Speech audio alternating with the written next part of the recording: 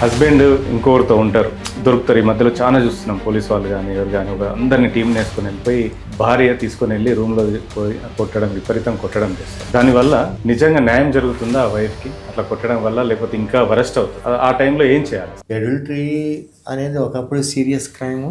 ఆ అడల్టరీ బాగా డైల్యూట్ అయిపోయింది, సొసైటీ పట్టించుకోవట్లేదు. అందువలన అదేం పెద్ద సీరియస్గా తీసుకోవట్లే. నా ఉద్దేశం ప్రకారం, లా ప్రకారం నేను చెప్పట్లా, నా ఉద్దేశం ప్రకారం. ఎందుకంటే రిఫార్మ్ అయిపోయింది సొసైటీ, రిఫార్మ్ అయిపోయి కామన్గా జరుగుతుంది. ఓకే, సరే. నెక్స్ట్ ఇంకోటి అంటే అంటే ఇప్పుడు విల్లింగ్ తో ఇద్దరు చేస్తే ఎవరు కూడా ఇద్దరు విల్లింగ్ తో ఉంటే మేజర్ మైనారిటీ తీరిన తర్వాత మేజర్ అయిన తర్వాత ఇద్దరు విల్లింగ్గా ఉంటే ఎవరు ఏం చేయలేకపోతున్నారు. ఇప్పుడున్న సుప్రీంకోర్టు జడ్జిమెంట్స్, హైకోర్టు జడ్జిమెంట్స్ దాని ప్రకారం నోబడీ కెన్ క్వశ్చన్. ఇద్దరు ఒక గదిలో ఉన్నా సరే నోబడీ కెన్ క్వశ్చన్. ఓకే, కాబట్టి దాన్ని ఏం చేయలేదు. సరే, వైఫ్ 20 మందిని 30 మంది రిలేటివ్స్ని తీసుకొచ్చి అల్లరి చేయటం, వీటి వలన వాళ్ళ సమస్య, భార్యాభర్తల మధ్య ఉన్న సమస్య అగ్రివేట్ అవుతుంది కానీ, తీవ్రతరం అవుతుంది కానీ సాల్వ్ అవ్వదు.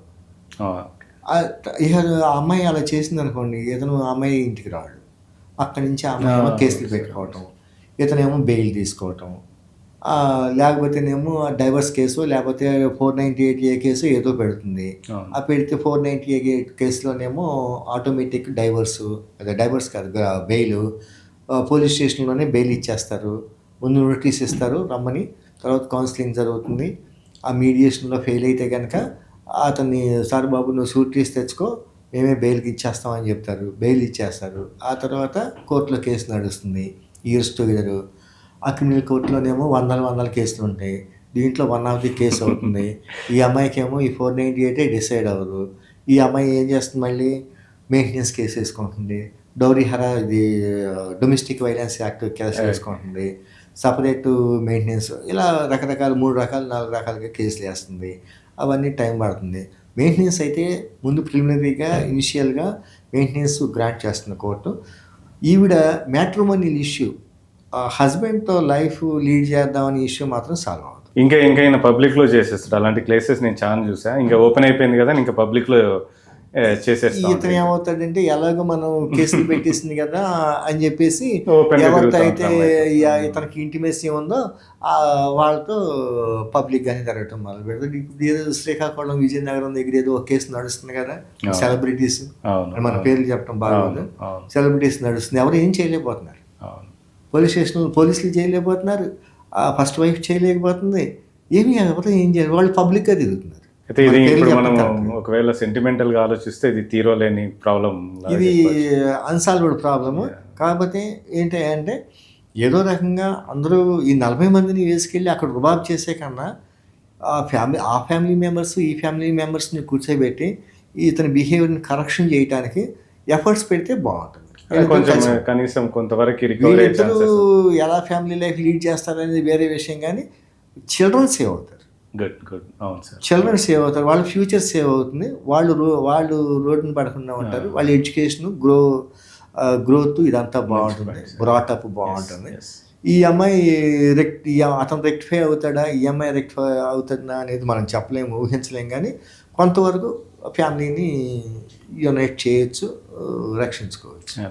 సరే, సేమ్ కేసు ఇప్పుడు అమ్మాయి దొరికింది అనుకోండి, ఇంక మళ్ళీ సేమ్ ప్రాసెస్ కదా, ఇద్దరికి వేరేం ఉండదు కదా? Same process sir. ఒక ఐపీఎస్, ఒక సిఐ కూడా ఇలాగే జరుగుతున్నాయి కదా, ఇలాగే జరుగుతున్నాయి. ఏం చేస్తున్నారు, హస్బెండ్ వాళ్ళు రెడ్ హ్యాండెడ్గా పట్టుకున్న ఓ రోజు 2 రోజులు న్యూస్లో వచ్చింది, ఆ తర్వాత కనుమరుగు అయిపోయింది. మళ్ళీ స్టోరీ మామూలే సార్. ఇప్పుడు చాలా మంది అమ్మాయిలు ఇంట్లో చెప్పకోకుండా పెళ్లి చేసుకున్న తర్వాత మర్డర్స్ జరుగుతూ ఉన్నాయి, ఇవన్నీ జరుగుతూ ఉన్నాయి. మీ ఎక్స్పీరియన్స్లో స్టోరీ ఏమైనా ఉంటే మాకు షేర్ చేసుకోండి. అతను మేనమామ కూతుర్ని చేసుకున్నాడు. మేనమామ కూతుర్ని చేసుకునే ముందు ఇతనికి దగ్గర డబ్బులు ఉంటే 25 lakhs మేనమామకి ఇచ్చి, మామయ్య ఇన్వెస్ట్ చెయ్యి, నాకు పొలం కొనిపెట్టి అన్నాడు.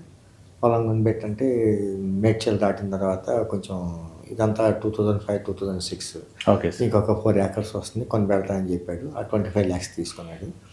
25 lakhs తీసుకున్నాడు కానీ పొలం కొనిపెట్టలేదు. సరే, ఈ మ్యారేజ్ మామ కొనిపెట్టలేదు. మ్యారేజ్ అయింది. మ్యారేజ్ అయిన తర్వాత కి కొంచెం 1-2 సార్లు అల్లుడు అడగటం, ఆయనేమో ఆ డబ్బులనేమో వేస్ట్ చేసేసి ఓ, ఇన్వెస్ట్మెంట్ చూపించకపోవటం ఇలా జరిగితే ఆ ఇష్యూ మీద కాదు కానీ చిన్న చిన్న ఇష్యూస్ మీద డిస్ప్యూట్స్ రావటం, ఈ డబ్బులు 25 lakhs అడుగుతారేమో అని చెప్పేసి వాళ్ళ అమ్మాయి అంటే తన భార్యని అతను ఫాదర్ తీసుకెళ్ళిపోవటం, అది ఎక్కడి వరకు వెళ్ళిపోయిందంటే డైవర్స్ వరకు వెళ్ళిపోయింది. మామ స్వార్థం కోసం ఇదంతా జరిగింది. అతని స్వార్థం కోసం డైవర్స్ Okay, వరకు okay, వెళ్ళిపోయింది.